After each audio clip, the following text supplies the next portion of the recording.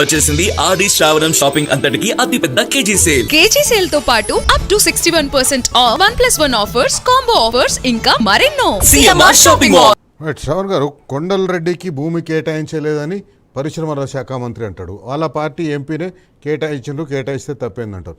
అసలు కేటాయించలేదా ఏంది అది? కేటాయించింది నిర్ద్వందంగా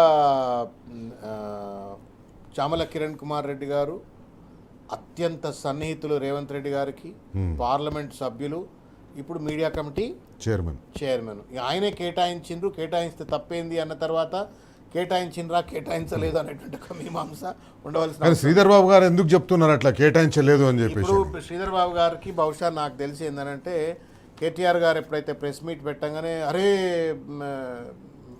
నా కొడుకు సరే నా తమ్ముడి మీద ఇట్లా వార్తలు వస్తున్నాయి, నువ్వు ఖండించు అని చెప్పుంటారు. ఆయన ఏం చెప్పిండో ఈయన ఏం విన్నాడో మొత్తానికి ఈయన ప్రెస్ మీట్ పెట్టే దానికి సంబంధం లేదని చెప్పిండు.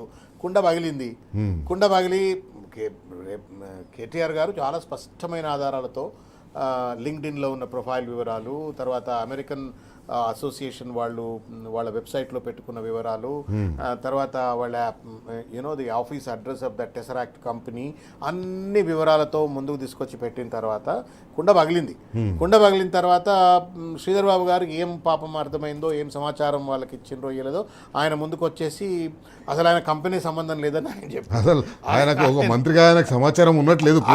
చెప్పిండ్రు. అంటే చెప్పిన తర్వాత చామల కిరణ్ వచ్చి ఏమన్నాడు, దాన్ని యాక్చువల్గా కొనసాగించాలి పద్ధతి అయితే.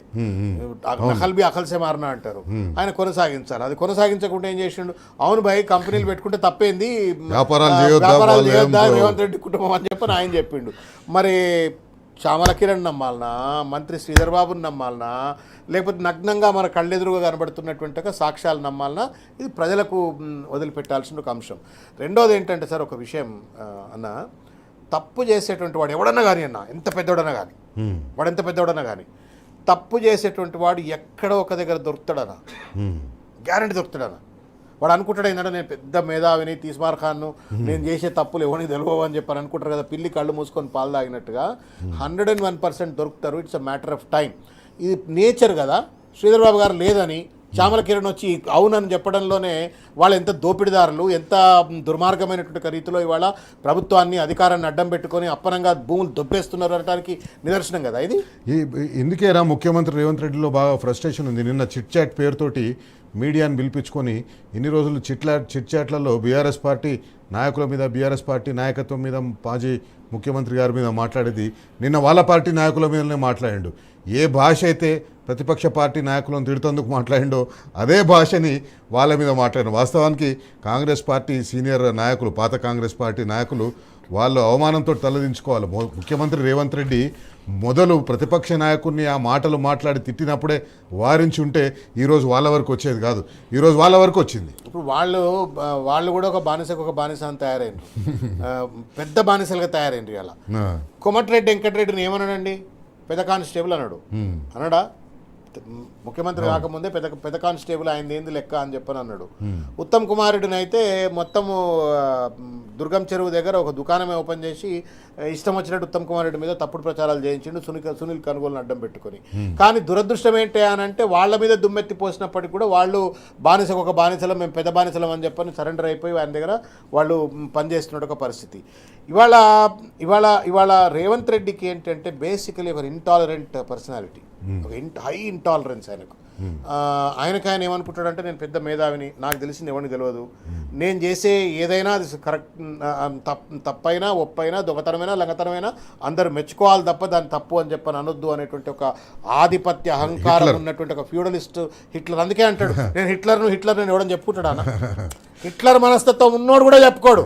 ఆయన ఎందుకు చెప్పుకుంటున్నాడు అంటే, నేను నియంత్రణ, నేను చెప్పేది అందరు వినాలా అని చెప్పని. కానీ democracy such a powerful platform. ఎవరైనా ఎప్పుడైనా ప్రశ్నించే అధికారం ఇచ్చింది రాజ్యాంగం, ప్రజాస్వామ్యం. ఆ ప్రశ్నించేటప్పటికీ వాళ్ళ తట్టుకోలేక ఇవాళ ఇష్టం వచ్చినట్టు బూతులు మాట్లాడతాడు, తట్టుకోలేక సొంత పార్టీ వాళ్ళని తిడతాడు. ఇవాళ గమ్మత్ ఏంటంటే, నిన్నటిదాకా ఎంజాయ్ చేసిండ్రు, కేసీఆర్ గారిని తిడుతుంటే ఎంజాయ్ చేసిండ్రు. ఇప్పుడు మహేష్ గౌడ్ గారిని తిడుతున్నాడని వార్తలు వస్తున్నాయి, ఇంకా అందరిని తిడుతున్నాడని వార్తలు వచ్చిన తర్వాత వాళ్ళు కూడా వాళ్ళు తట్టుకోలేకుండా పరిస్థితి. వాస్తవానికి ఇంటర్నల్గా రేవంత్ రెడ్డి పట్ల పెద్ద ఎత్తున కాంగ్రెస్ పార్టీలో ఉన్నటువంటి ఒక ప్రిడామినెంట్ ట్రెడిషనల్ కాంగ్రెస్ మెన్ కావచ్చు, లేకపోతే చాలా ఏళ్ల పాటు కాంగ్రెస్ పార్టీలో పనిచేసిన వాళ్ళందరూ కూడా పెద్ద ఎత్తున ఇవాళ ఒక తిరుగుబాటు ధోరణితో ఉన్నారు. వీడు కూడా ఆయన నిర్ణయాలు బయటకు వెళ్ళి వచ్చిండు, మమ్మల్ని ఇట్లా ఒక పాలన మంచిగా చేసి ఏ రకం పేరు తీసుకొస్తే మంచిదే కదా. No problem. ఇవాళ ప్రాబ్లం వల్ల ఏంటి అంటే అధికారాన్ని అడ్డం పెట్టుకొని పిచ్చోడి చేతిలో రాయి మాదిరిగా ఇవాళ ఇష్టం వచ్చినట్టు దోపిడీకి పాల్పడుతూ ఉన్నాడు. దోపిడీకి పాల్పడటంతో పాటు అస్తవ్యస్తమైన పరిపాలన అందిస్తూ ఉన్నాడు. పరిపాలన పైన పట్టు లేదు, క్యాబినెట్లో సయ్యద్దు సాధించలేడు, రెవెన్యూస్ను జనరేట్ చేయలేడు.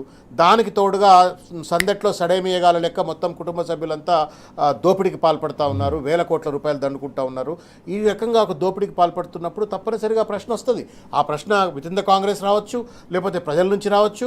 ప్రతిపక్ష పార్టీకి అయితే తప్పనిసరిగా ప్రతిపక్ష పార్టీ నుంచి వస్తుంది, కానీ కాంగ్రెస్ పార్టీ నుంచి వస్తున్నట్టుగా మనకు కనిపిస్తలేదు.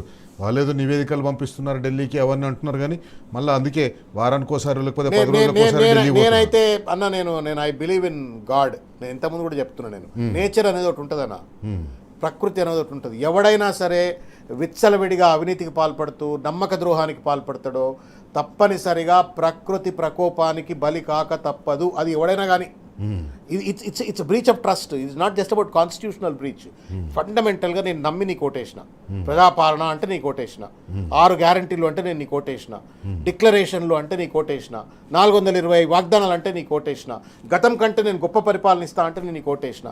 ఓటేసినటువంటి ఒక నా నమ్మకాన్ని వమ్ము చేసే విధంగా నువ్వు విచ్చలవిడిగా ఒక పిచ్చ పరిపాలన కొనసాగిస్తూ విచ్చలవిడి దోపిడీ చేస్తూ ఉంటే తప్పనిసరిగా ఆ శాపం ప్రజల నుండి వచ్చేటువంటిది పాలక వర్గాలకు తగ్గుతుంది. అది రేవంత్ రెడ్డి అయినా ఇంకోడైనా సరే తప్పనిసరిగా అది పని చూపెడుతుంది. మీరు అనుకుంటున్నారు కదా ఇలా అడుగుతలేరని చెప్పని, మీరు చూడరు ఎట్లా లేస్తారో కాంగ్రెస్ పార్టీ, ఎట్లా లేస్తారో, ఎట్లా గల్లలు బట్టి ఆయన నిలదీసే రోజు వస్తుందో. ఇవాళ నడిచిన రోజు నడుస్తుంది. పోలీసు వాళ్ళు చుట్టుండి పోలీసు వాళ్ళు ఉండి సెక్యూరిటీ ఇచ్చి ఎస్కాట్ ఇచ్చి నడిచిన రోజు నడుస్తుంది. ద డే ఒక్కళ్ళు గలమెత్తే 100 మంది గలమెత్తారు. కాబట్టి తప్పనిసరిగా కాంగ్రెస్లో ఉన్న వాళ్ళు ప్రశ్నిస్తారు, ప్రజలు ప్రశ్నిస్తారు. ప్రజల పక్షాన తప్పనిసరిగా బీఆర్ఎస్ పార్టీ నిరంతరంగా ప్రశ్నిస్తుంది. ఈ 3 సంవత్సరాల్లో ఒక దురదృష్టకరమైన పరిపాలనకు వ్యతిరేకంగా పెద్ద ఎత్తున బీఆర్ఎస్ పార్టీ పోరాటం చేసింది. కేసీఆర్ గారి యొక్క ఆలోచనల మేరకు, కేటీఆర్ గారి యొక్క నాయకత్వం మేరకు, హరీష్ రావు గారి యొక్క ఆలోచన మేరకు పెద్ద ఎత్తున పోరాటాలు చేసినాం. ఇంకా కూడా తప్పనిసరిగా ఈ ప్రభుత్వాన్ని ఎండగడతాం.